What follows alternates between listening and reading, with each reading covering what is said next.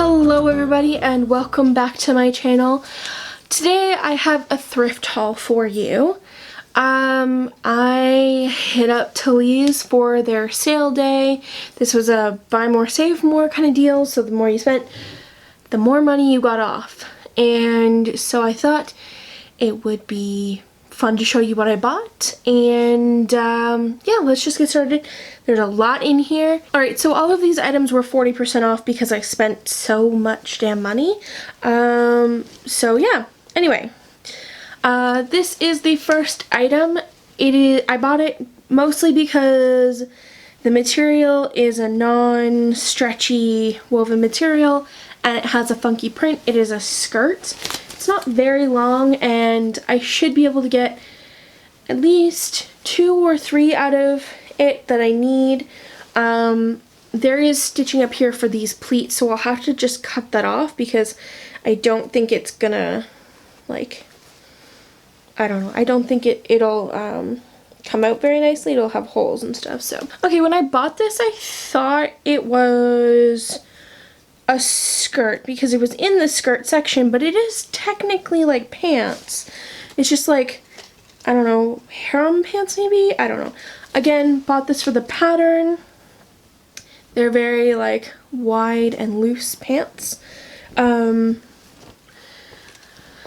It's a nice, like, not silky, I wonder what kind of fabric this is. Well, it's probably not got a tag or a makeup or anything like that, but bought it for the print. Also bought this one for the print. Purple. It's an okay length. It's gonna get chopped up and turned into something else, and I have dog hair in my mouth. Yep. I'll basically just cut off the part I need, iron it out, and cut out a bunch of it. Alright, this one I definitely got because I really liked the colors in it. It is a thinner material, so it is going to be quite see-through. I might have to use an interfacing or something like that, I'm not sure. I just really liked the colors, and again, it'll be perfect for what I need it to be. So this one is a skirt from Ellen Tracy. I got it because I really like the colors and the sort of like watercolor textured look to it. It's a thicker, like, stretch cotton material. Well, I don't know if it's cotton, but it feels like cotton on the outside. It's fully lined, but that doesn't really matter because I will be cutting that out. It has a couple pleats in the front and in the back to give it fullness, but it's fairly, like, big in terms of surface area for cutting things out of. Ooh, okay, when I saw this one I was like, yes. So this is going to be for beanies. It is a tie-dye that is sort of like goes from an olivey tan color to a coral mixed with a navy. I'm pretty sure this was not tie-dyed like after the fact. I'm not sure. Who knows, but it looks good and it will make a great beanie. Whether that beanie happens this year or next year, we'll have to see. Alright, then I got this one because of the pattern again. It will look really cute in what its final form will be. And I just love the rosettes on it. It does have pockets. It was a cute skirt at one point in time, but it's just, it'll make an even cuter version of what I want it to be now. It's a nice light cotton material too, so it's not too heavy. Okay, so this one I wasn't so sure about. It has this really great pattern that looks like a miniature, like, tile. Like when you think of tiles in Lisbon, that's what I picture. It's really hard to see it. There you go. Maybe if we get a little closer.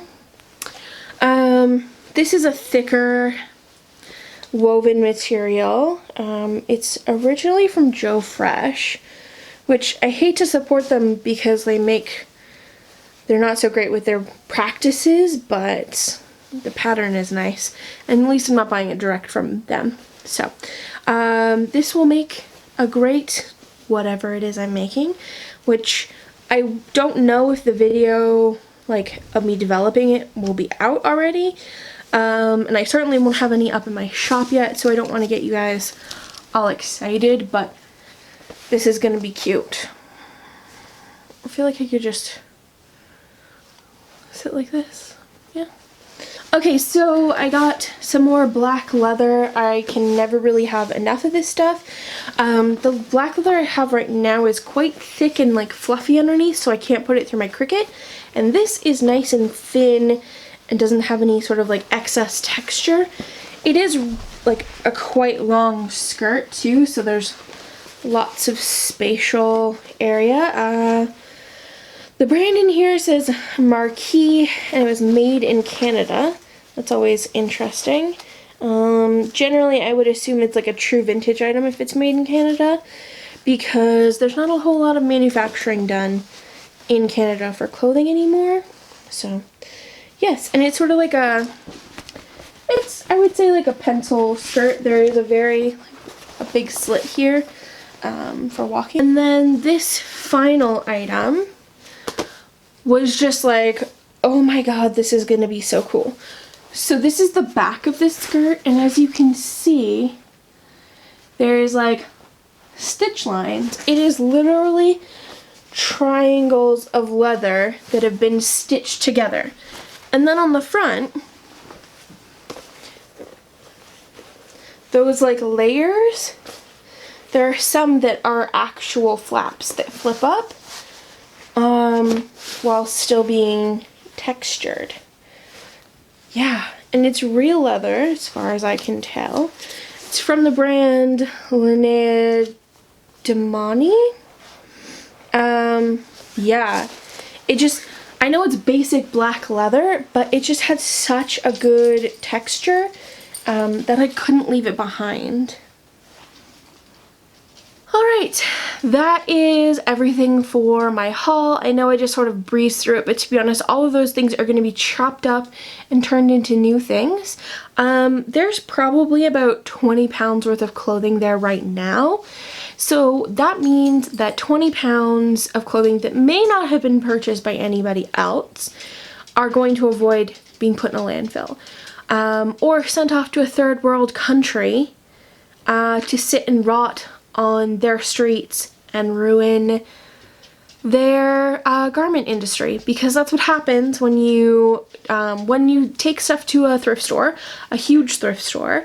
What happens is they take all these donations in and they take them in at high volume, they process them at a high volume, and when a clothing item generally has been on the rack for 1 to 2 weeks, that's my dog, if it doesn't sell, they then package it up, take it to a warehouse where it can then be mass picked by recyclers and things like that, and whatever's left is sent to third world countries to then be sold for pennies on the dollar in the street. And they just drop it off by the skidful, and you can literally buy a t-shirt for a penny because they got it for free. And what then ends up happening is those countries who had thriving garment industries where they supported their own people, they then, because they can get clothes for so much cheaper, buy the clothes off the street and stop learning to make these things and stop supporting the people in their country and in their neighborhood.